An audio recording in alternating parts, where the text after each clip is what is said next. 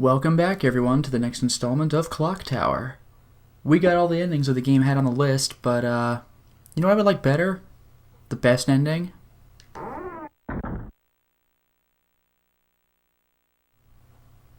Let's go.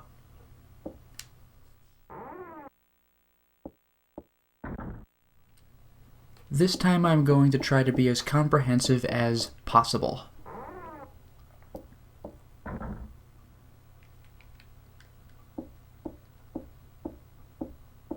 There is a right way of doing things. For starters, let's examine this box for the last time.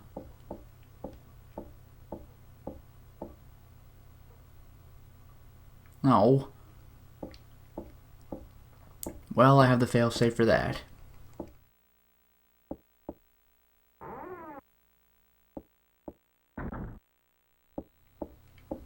Well, that room was a dud. But now we can set ourselves up a nice hiding place for when the Scissor Man comes our way.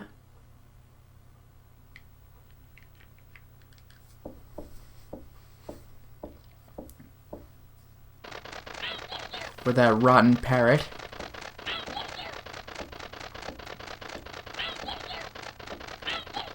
What a frustrating thing, isn't it?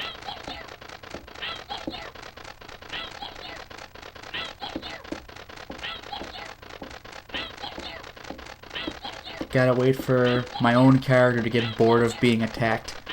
There we go.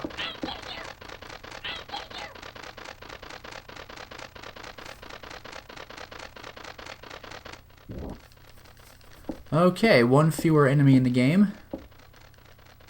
If you could call it that.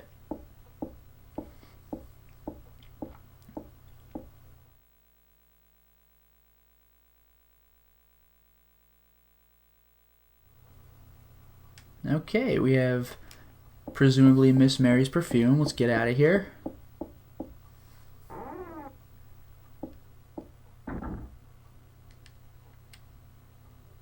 And now we'll get our first kill.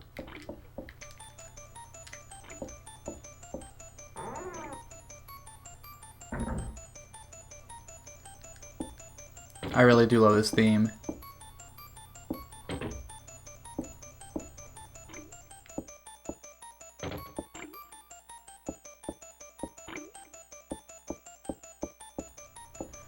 And now we get the horror.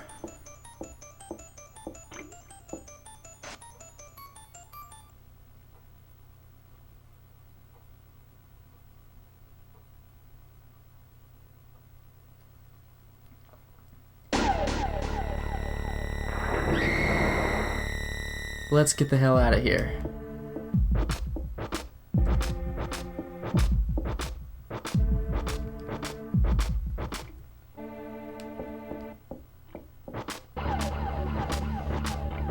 The music's so good, it really is. This game doesn't have many tracks, but it sure knows how to make use of them.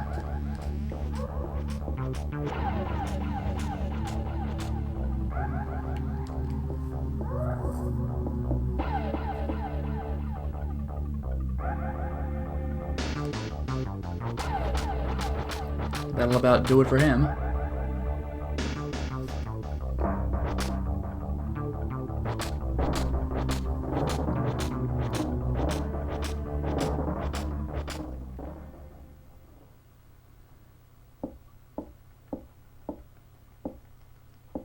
Alright, let's get out of here.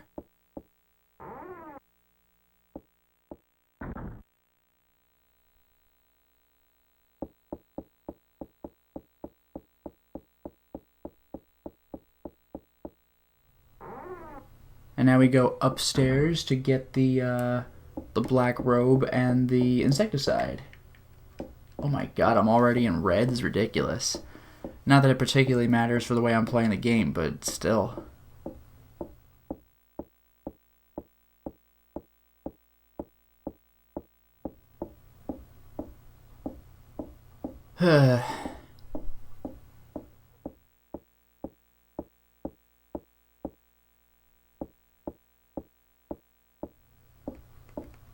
Okay, closet time.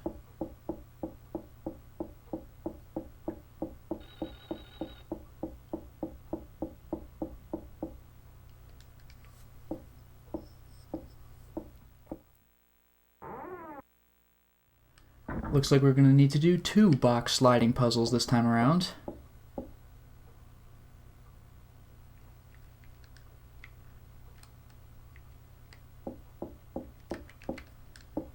We have insecticide.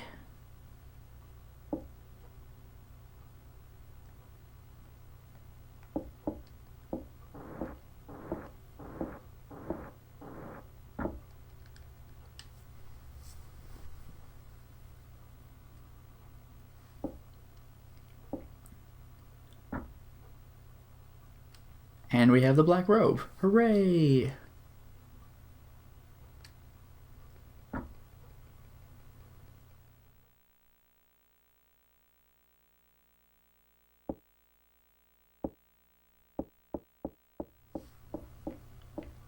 Okay, now it's time for sliding box puzzle number 2.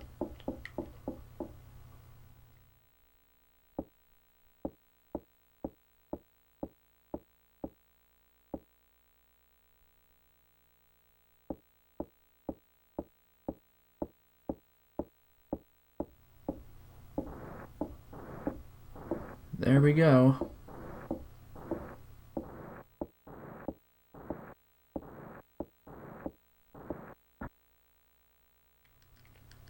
And time for the, I believe it was the West Wing key.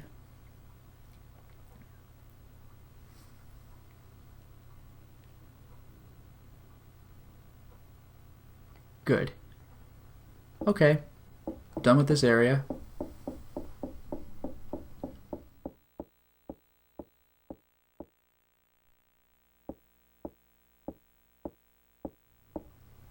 And now we can move on.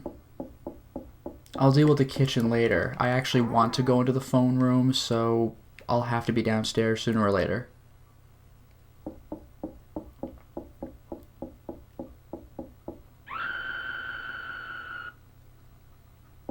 I am not going to investigate that, because that confirms that person's death, you see.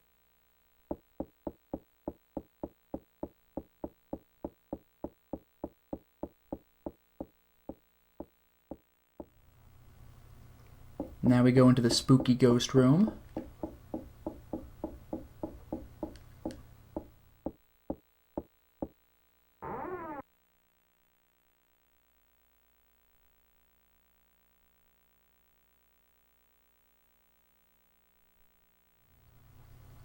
Got the key, deal with the ghost.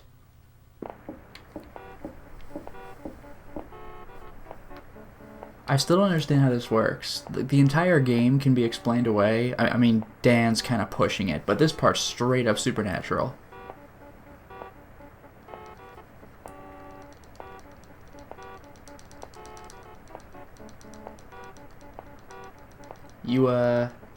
There we go. Are you gonna attack me or what? Alright, we're out of here. Threat removed.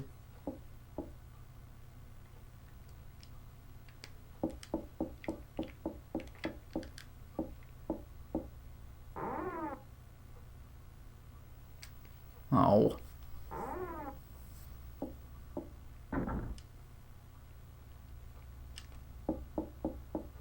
Alright.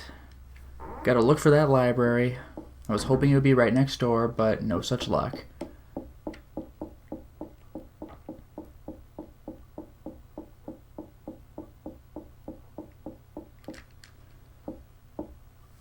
And of course, even when I do find the library, I have to hope that I find the book that talks about the demon statue. If not, then I'm going to need to go to the music room and look for the staff. Not that that's that big of a deal, but it's a thing I'll have to do. The good news is that the library and the music room will be close together. They're those 3 rooms that are grouped relatively closely to each other.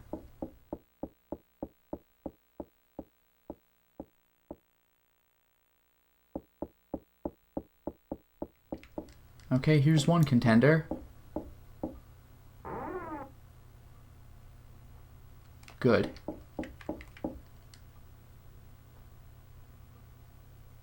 Good, we are getting the statue version. I just like this one a little better. I don't even know why. And you know what? That's not true. I do know why. I won't have to go to that religious studies room, I don't think. where I learned about the mural. It's just one fewer room I have to deal with. That said, no, that's the chapel. I still am going to want to check the remaining rooms just because one of them's the music room, which I no longer care about, but the other one is the cage room, which I do need to interact with. The good news is I have to be right around here anyway. So this is either the music room or the cage room. Good.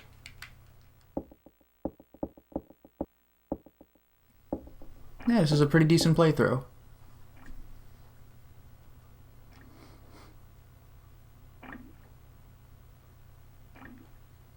Got myself a cage key.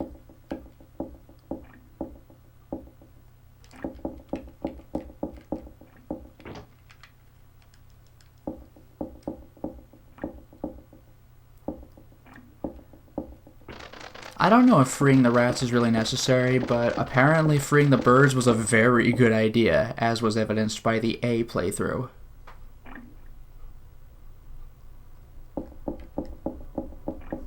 And we do not need to investigate the last room because it is the music room and therefore irrelevant to our playthrough.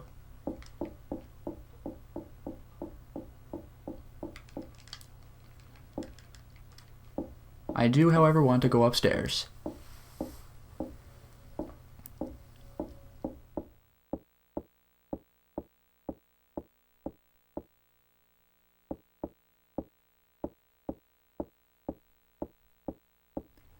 We are going to investigate the secret prison.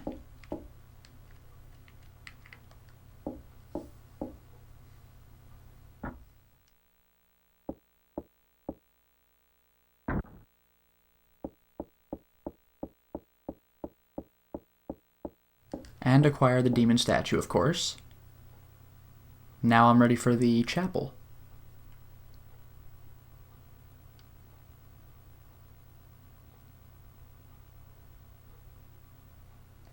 Although I don't yet want to go into the chapel because that would involve not encountering certain endgame event flags.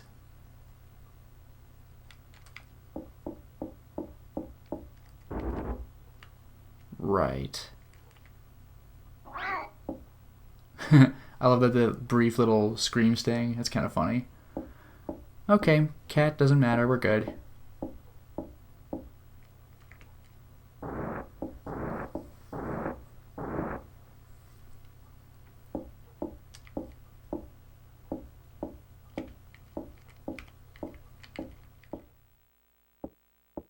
Investigate the wall.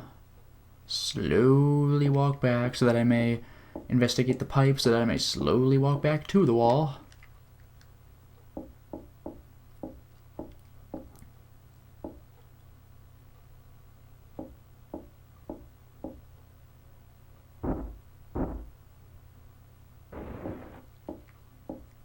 All right.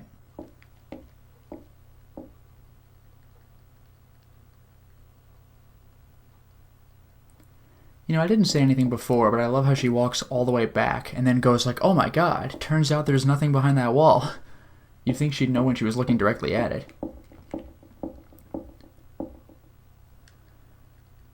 Okay, now I investigate all three of these items.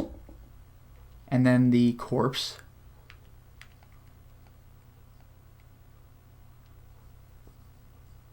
The master of the house. Yeah, so the master bedroom presumably is hers, which is why her perfume is in there.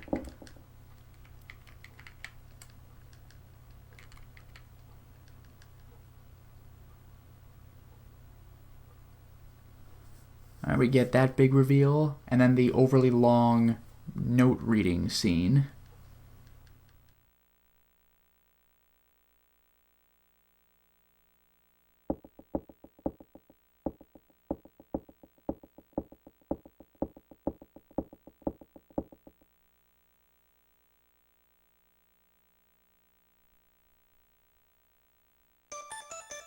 There we go. There really is such dark imagery. Again, Super Nintendo.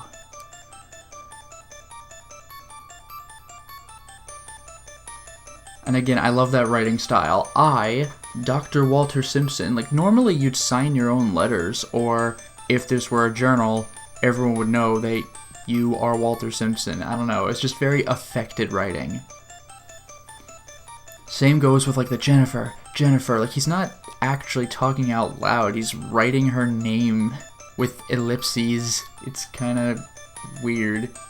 Same goes with here. Birth of 2 no. Demons. Like, he didn't cross off children, he didn't erase it, he like interrupted himself in writing. It's so weird. And again, I already talked about this, but ellipses out the ass, like, it just irritates me. Again, I'm not hearing an audio log. It said specifically that it's a piece of paper and like a memo, so this is pretty ridiculous.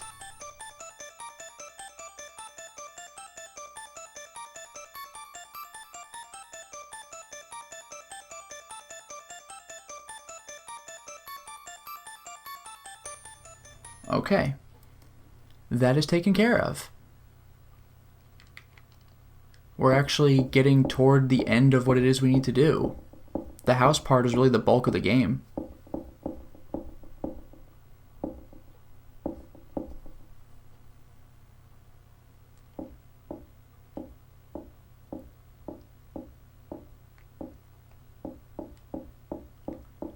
And out we go. Now we can go to the kitchen. Hooray!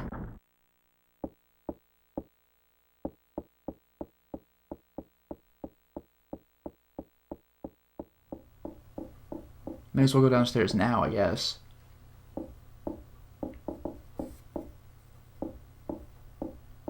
And after going into the kitchen, the only question will be whether the phone room is upstairs or downstairs. If it's downstairs, then I can just go in and deal with it and get through the game. If it's upstairs, then I'll have to go upstairs to the phone room and then back downstairs to complete the game. So we'll see how that works out.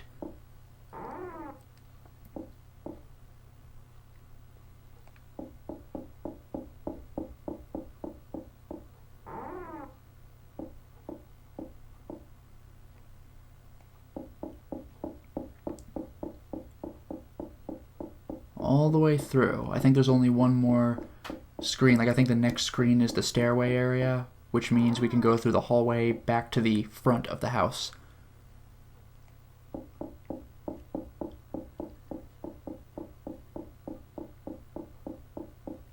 There we go. That should do it.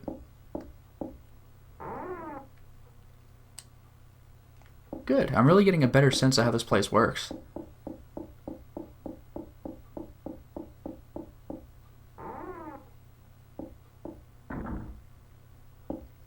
Okay, kitchen time, and we'll see if the phone room is a thing. I must go to the kitchen first, because I believe it's the place with the gold key, and the phone room is locked with the gold lock? At least the lock that requires the gold key.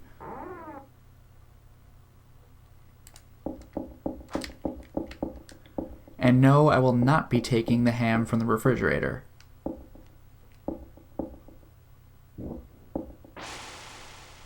Spray the insecticide, yeah!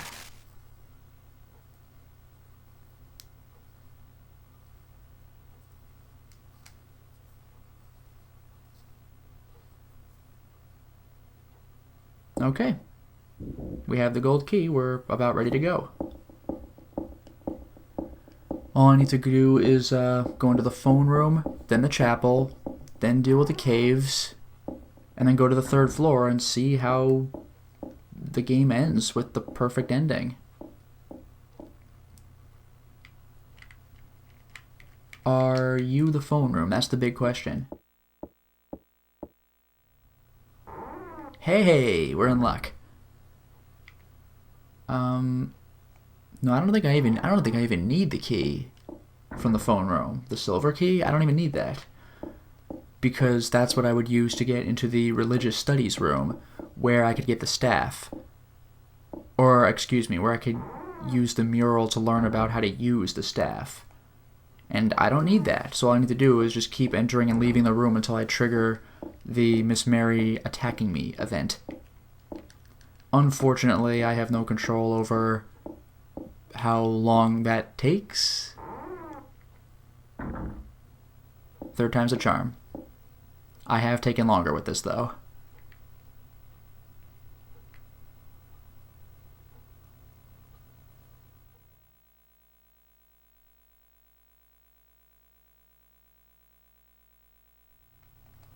Ugh. And again, no sound at all. Just silently comes toward me. It's terrifying.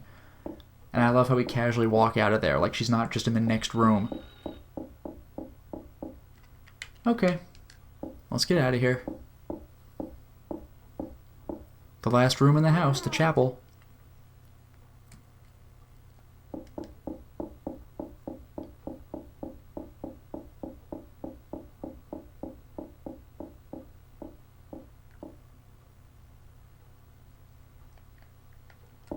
Almost there.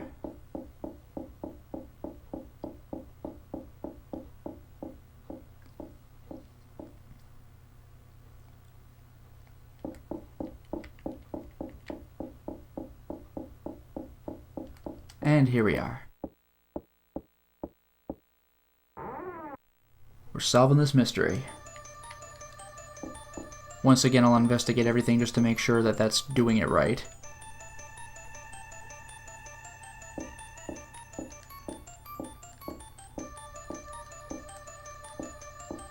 So after this, there's 4 more things. I don't know how many of them are actually necessary, but I'm just gonna do it.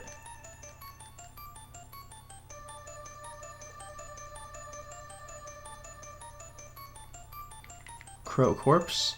The iron disc that I actually need to use the statue on.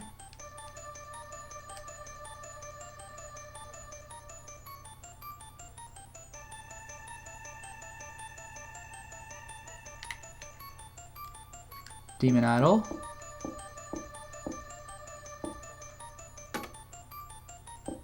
Okay, we're done with the house.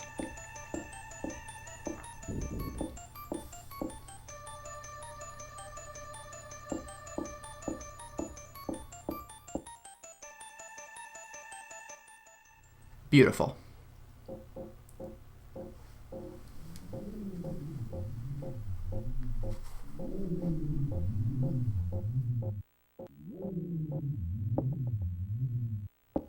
Alright, dog puzzle time.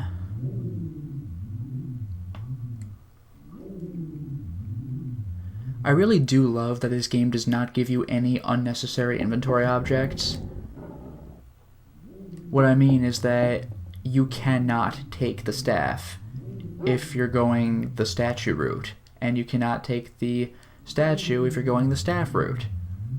And there's no junk item in the game. If you do end up getting the ham, then you're gonna be thrown in that cell and have to use the ham. It's pretty nice, and there's very limited inventory anyway. So it's not like one of those old point and clicks where you're just overloaded with inventory and have to basically use everything on everything to find out what happens. Well, it looks like Lot's probably dead no matter what, right?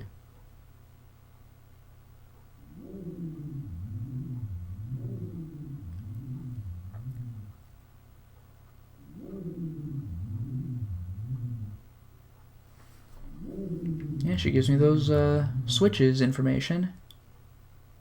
That's about as far as that goes. And now we deal with Dan.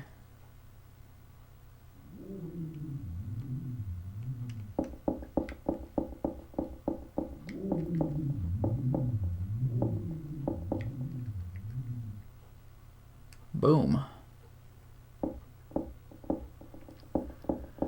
Okay, we're on, I think, the second or third last gameplay area of the game. This is one giant screen leading to Dan. There's the Dan screen, which we enter and leave. I guess there's the hallway to the elevator and the elevator itself, but that's kind of it.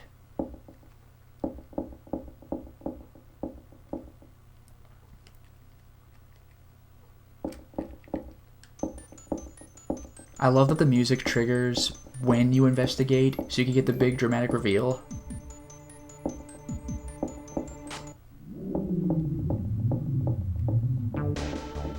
That's so good. And now it's a button mash-a-thon.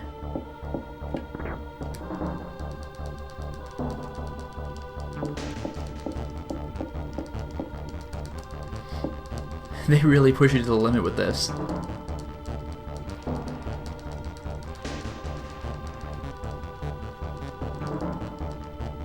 What I want to know is, what is this cave area, and how do they get Dan there? Or how does he exist there? I don't know. Well, I could stop mashing.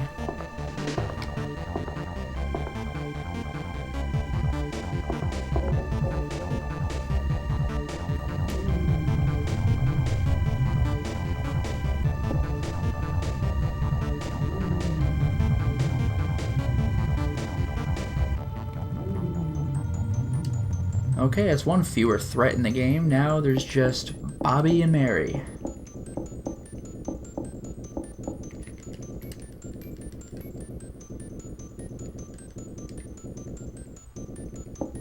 We're going to the 3rd floor.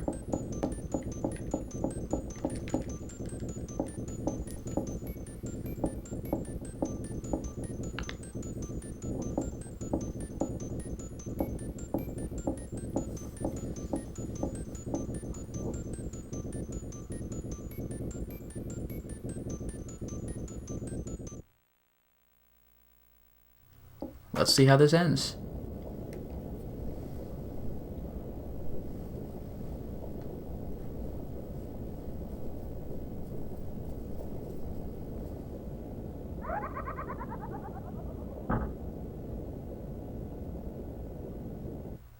We're here. I'm assuming we're still gonna run away from him. Yep.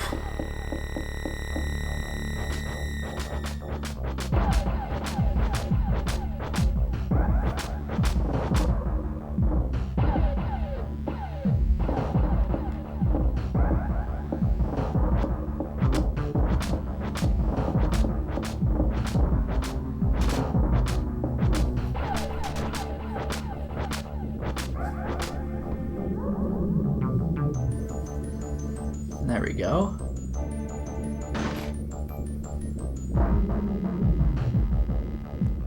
And is that Anne over there?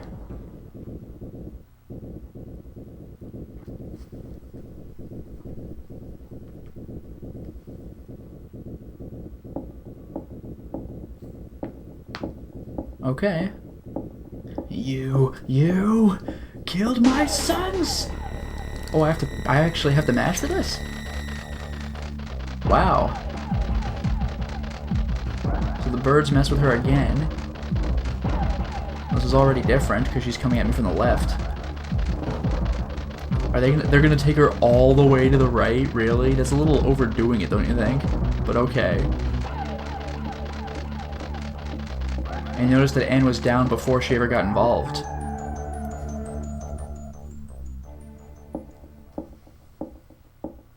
So we might have actually saved Anne for the playthrough.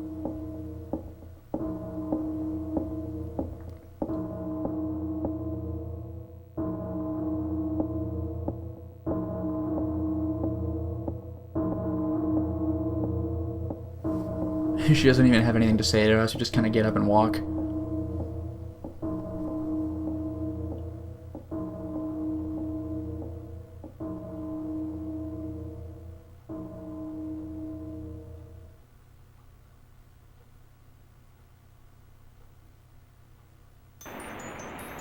Hooray! There's 2 of us! Yeah, that seriously is as good as it gets. 2 of your friends have to die. Your party being cut in half is the S ending.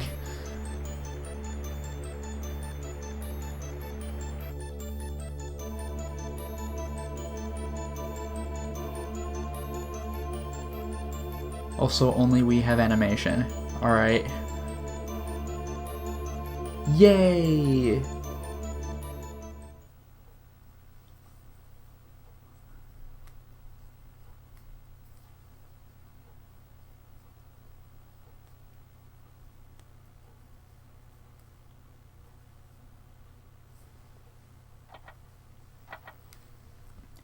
Puts us back in the title screen, and then look at that! We have the S rank ending. You know what though? Believe it or not, I'm still going to show you one more thing. Alright, I'm going to try the other version of the S ending. You'll recall that with the A ending, I had two versions as well. Instead of going into the bathroom and finding Laura dead, I went to the foyer and found Anne dead. So this time I'm going to try to get Laura into the S ending. I think she deserves just as much of a chance to live as anyone else.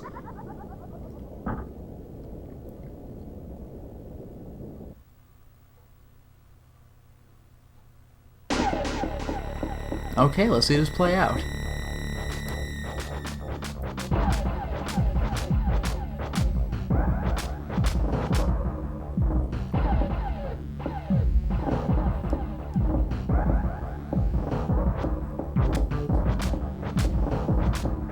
Ah, there she is.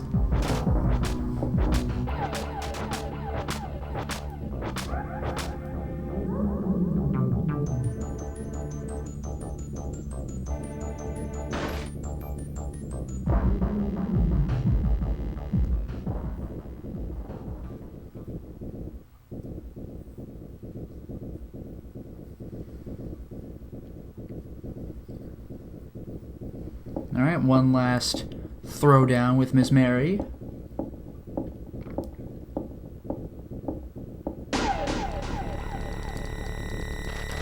Got her. You know, I didn't really put it together at first, but the big mural in the religious studies shows the crows being used for that crazy ritual.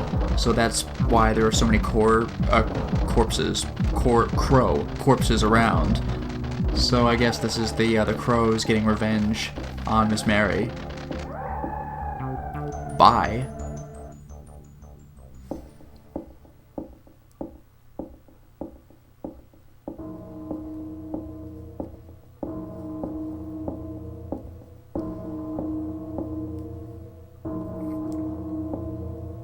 Hooray!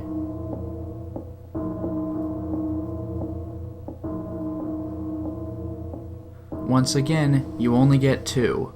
Either you and Anne survive, or you and Laura survive. Can't have it both ways, and Lot will die.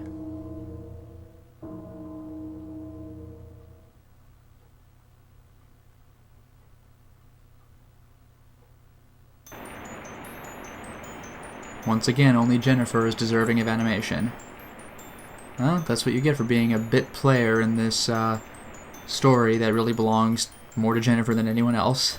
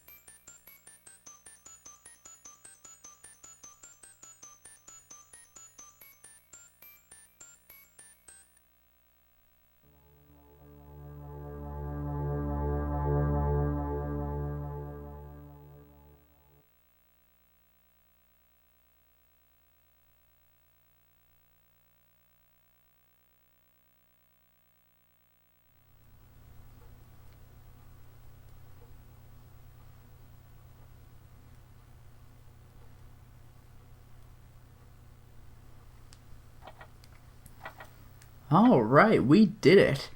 Once again, we are deserving of the glorious, glorious S ending. And I'd give this game an S rank too, because it's freaking amazing. Well, we've done it. We have beaten Clock Tower. This game's amazing.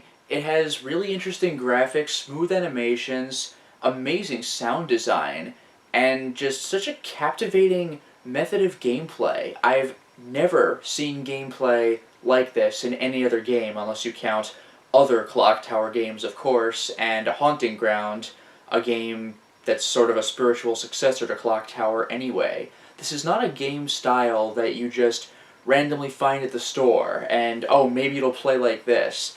I've never seen that kind of thing outside of Clock Tower, and it was really fascinating. And the story, there wasn't a lot of story, but the details that you did get were rather interesting. As for the canonical ending, I'm not really sure what it is. All I can tell you is that it's A, B, or C, because Jennifer survives and her friends do not. That's right, I'm sorry. Even though there were two S endings, neither of them is canon.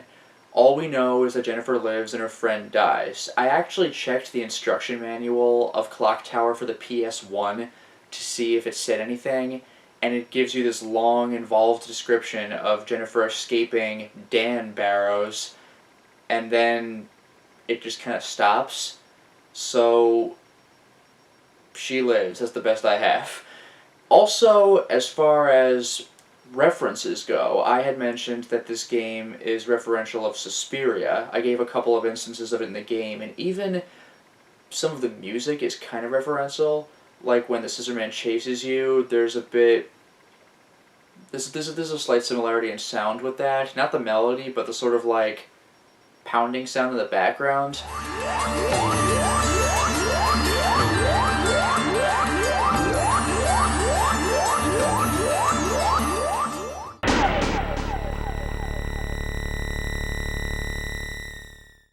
Now, while this game is referential to Suspiria, I had several people in the comments section tell me that it's more referential to a movie, Phenomena, which actually is more blow-by-blow of the plot. There's a girl who joins an orphanage, or something. She either is in an orphanage or she's adopted, I forgot which, but once again, there's a Mary-like person in the movie, and this girl gets picked up with some friends, the friends start getting killed, and it actually is more similar of a plot to the game than Suspiria is. Suspiria has a girl join a ballet school, but killing started happening even before she showed up, and it just gets crazier from there, but Phenomena seems to be more on point, even down to the main character being named Jennifer. The other people I don't believe share names, but you have Jennifer. And I was also informed about the movie Burning.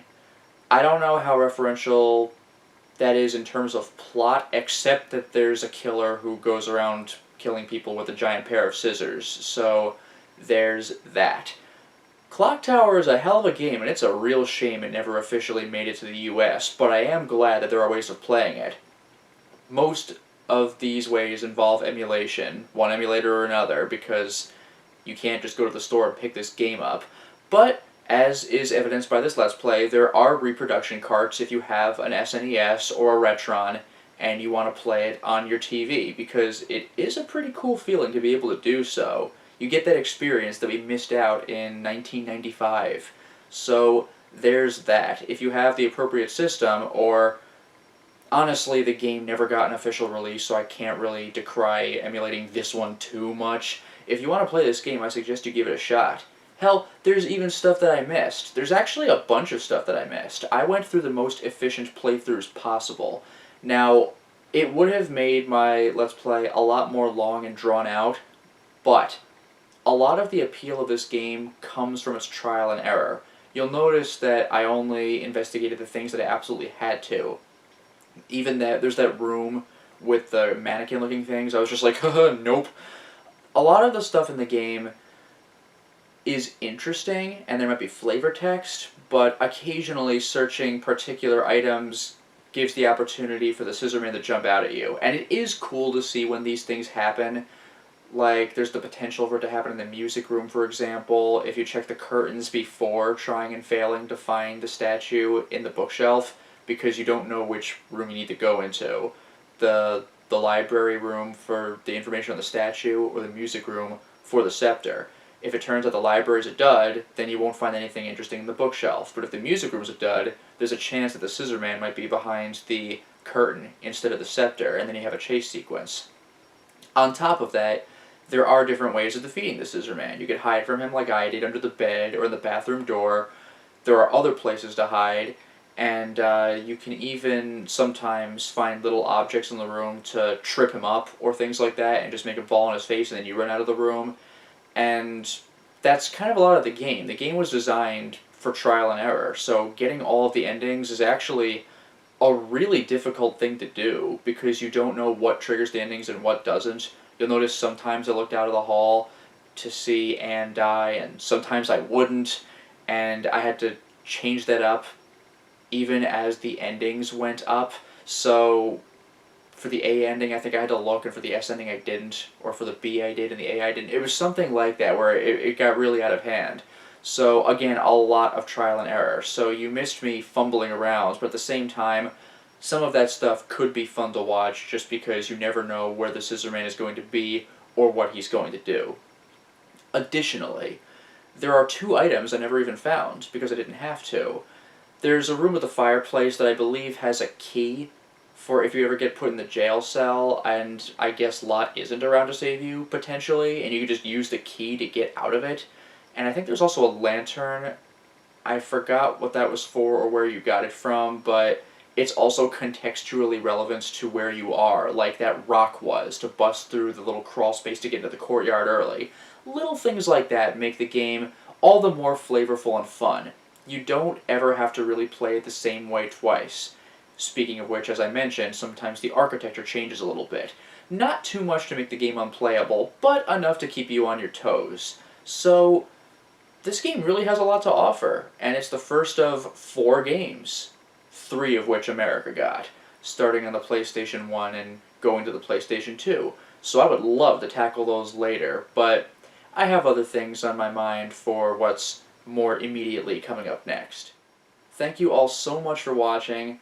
It's been a lot of fun playing this again. I don't think I've done this since college, so it was really cool to go back into it again. And of course, special thanks go to those who submitted title cards to me. So in order of submission and therefore order of appearance, thank you to Kirisa, DJ Gamer, Facaphon, Dracologist, and Eric Thomas Studios. And thank you all once again for watching. This has been a blast. Until next time, everyone.